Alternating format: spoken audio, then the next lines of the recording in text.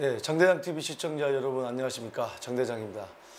자, 휴가철인데 여러분들 휴가는 다녀오셨나요? 네, 저희 회사는 휴가를 다녀왔습니다. 그래서 제가 최근에 해외 부동산은 미리 촬영했던 것을 계속해서 편집해서 올려드렸고요. 얼굴이 좀 탔습니다. 요즘에 거래 절벽이었다. 그러면 야, 우리가 생각할 때 거래 절벽이었다. 아, 사람들이 이게 살 마음이 없어서 안 산 게 아니야? 2008년 금융위기가 왔을 때 그때도 거래 절벽이 왔죠. 가격이 많이 떨어졌죠. 근데 지금은 가격이 올라가고 있습니다. 그럼 뭐가 잘못된 걸까요? 이 거래 절벽이 왔지만 앞으로 그러면 가격이 떨어질까요? 자, 이 거래 절벽이 왔다고 하는데 어느 정도 거래량이 줄어들었고 또 그러면 나중에 가격이 집값이 올라갈지 떨어질지 거기에 대해서 한번 살펴보도록 하겠습니다. 자, 이 서울 아파트 매매 하루에 10여 건이 10여 건. 야, 이 서울 아파트, 서울 인구가 1000만 명 가깝고 이 서울에 아파트가 몇 채인데 10여 건이라고 합니다. 금융위기 때보다 심한 거래 절벽. 자, 서울 아파트 매매 거래량 추이를 보면 2020년, 이게 이제 검정색이 작년인데요. 이게 이제 빨간색이 올해고 5월, 6월, 7월, 8월을 보면 작년에 이렇게 거래량이 높았는데 이 8월 달만 해도 작년에는 한 5천여 건이 거래됐는데 8월도 물론 이제 뭐 한참 남아 있습니다만 100여 건. 7월 달을 보더라도 이 그래프만 봐도 엄청난 차이. 이게 지금 대충 수치만 봐도 만여 건이 넘어가는데 3, 4천 건밖에 안 됩니다. 자, 이 거래량이 작년에 대비해서 엄청나게 떨어졌다. 그리고 점점 떨어지고 있다는 게 문제인 것 같습니다. 서울의 이달 아파트 매매 거래 건수가 현재까지 100여 건을 겨우 넘긴 것으로 파악됐다. 물론 지금 8월 이제 뭐 10일, 그러니까 3분의 1밖에 되지 않았습니다만 지금 이 추세라고 한다면 확 거래량이 늘어날 수 있는 추세는 아니겠죠. 왜냐하면 양도세 중과에 종부세 합산이 올해부터 지금 시행되고 있는데 매도자가 내놓아야 되는데 집값을 정부의 의도대로 떨어지게 한다고 한다면 매도자가 매물이 많이 나오게 해서 공급이 수요보다 많아야 되는데 어쩌다 하나씩 매물이 나오니까 수요자는 대기가 오히려 더 많고 하다 보니까 당연히 매도자가 가격을 올려서 신고가를 계속 기록하게 만드는, 그래서 집값이 떨어졌다고 하는 그런 뉴스가 계속 나오게 만들어서 매수자를 불안에 떨게 만드는, 그러니까 매수자가 연끌이라도 해서 계속 높은 가격에도 사들이는 거죠. 자, 이 같은 추세가 이어질 경우에 2008년 글로벌 금융위기 수준의 거래 절벽이 재현될 것이라는 우려도 확산하고 있다. 뭐 제가 지금 최근에 뭐 미국, 싱가포르, 또 중국, 또 이제 베트남도 이제 방송을 하겠습니다만 전 세계 어떤 그 부동산 거래에 관계된 세금 문제, 이런 문제를 다 현재 20년, 30년 부동산 하신 분들, 검증이 된 분들하고 방송을 해드리는데 이 미국만 봐도 이 대출이나 이런 게 거의 뭐 100% 가까이 되는 경우도 있습니다. 물론 이제 제가 말씀드리는 부분은 무조건 대출 많이 해줘라 이게 아닙니다. 실수요자 또는 생애 최초 구입자 이런 분들은 대출을 많이 해줘서 이미 주택을 구입하게 만들었어야 됩니다. 지금이라도 기회가 있으면 선택권을 무주택자나 생애 최초나 이런 분들은 본인한테 줘야 돼요. 내가 집 사고 싶다 언제든지 집을 살 수 있게끔 해드려야 됩니다. 그게 뭐겠습니까? 그게 사다리, 그 사다리가 뭡니까? 바로 대출이라는 사다리죠. 우리나라는 전 세계에서 유일하게 전세라는 사다리도 있습니다만 지금 아파트 같은 경우는 전세가율이 50%도 안 되는 것도 많습니다. 그렇기 때문에 그게 그렇게 좋은 현재로서는 사다리는 아니다. 대출까지 들어가야 사다리가 될 수 있다. 자, 5월 4,800건이었던 서울 아파트 거래량은 6월 3,930건, 준대 이어 7월은 2,808건을 급감했고 특히 이달 들어서 거래 신고가 급격히 줄어들면서 거래 절벽 수준을 맞고 있다는 얘기가 있다. 서울시가 2006년에 월간 집계를 시작한 이래 거래량이 가장 적었던 때는 미국발 글로벌 금융위기가 본격화한 2008년 11월에 1,163건이었다.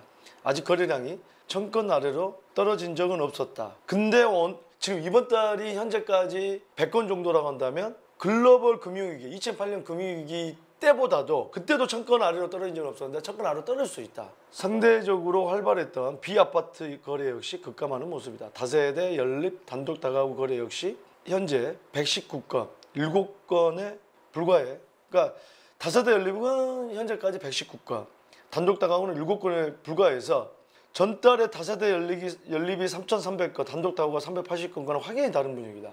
이렇게 이제 거래량이 급감을 하다 보면 어떤 일이 생깁니까?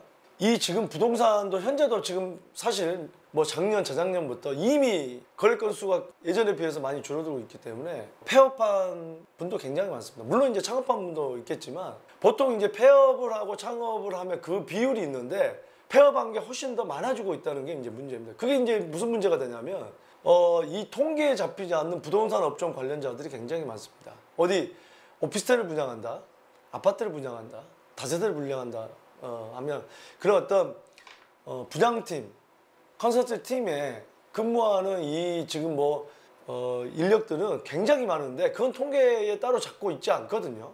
그런 분들이 돈을 벌어서 주변에 식당, 호프집, 택시 이런 어떤 그 소비를 하는 내수 경제를 돌아가게 하는 이런 인구가 실질적으로 많이 줄어들게 됩니다. 아마 이런 분들은 글쎄요, 어떤 실업급여를 신청하는 그런 어떤 분류로도 들어가지 않는 분들이 많기 때문에 실업 통계에도 나오지 않는 분들이 많을 겁니다.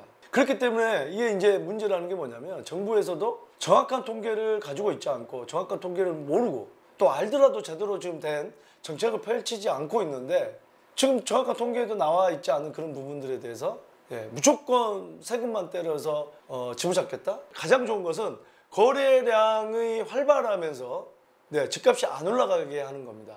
모든 경제 원칙이 공급과 수요에 의해서 움직이는 건데 공급을 갖다가 묶어놓고서 가격을 떨어지게 한다? 자, 이런 경제 정책은 아주 어디에서도 성공하기 힘든 그런 정책이라고 볼 수 있겠죠. 자, 또 다른 기사를 보다 거래 실종, 집값 하락 시그널 지금 계속 이런 얘기들 왜 거래량이 급격하게 지금 떨어지고 있기 때문에 시장에서는 이제 걱정이 되는 거죠. 집값이 떨어지겠냐? 그러면 이게 이제 금융위기 2008년하고 비교를 하는 거죠. 금융위기 때도 이런 거래량이 아니었는데 지금은 또 다른 상황입니다. 왜냐하면 근래 보기 드문 아주 그냥 다주택자, 주택임대사업자에서 묶어놓고 다주택자 양도세 중과 이미 제가 얼마 전에 영상을 올려드렸습니다만 결정하실 분들은 이미 결정을 했고 나머지는 그냥 맞고 가겠다. 그런 분들입니다. 맞고 가겠다는 분들을 갖다가 시장에 나오게 만들겠다. 서울 아파트 매매 수급 추이입니다. 자, 이게 이제 이 수치가 높아질수록 수요 우위이기 때문에 수요가 많다는 거거든요.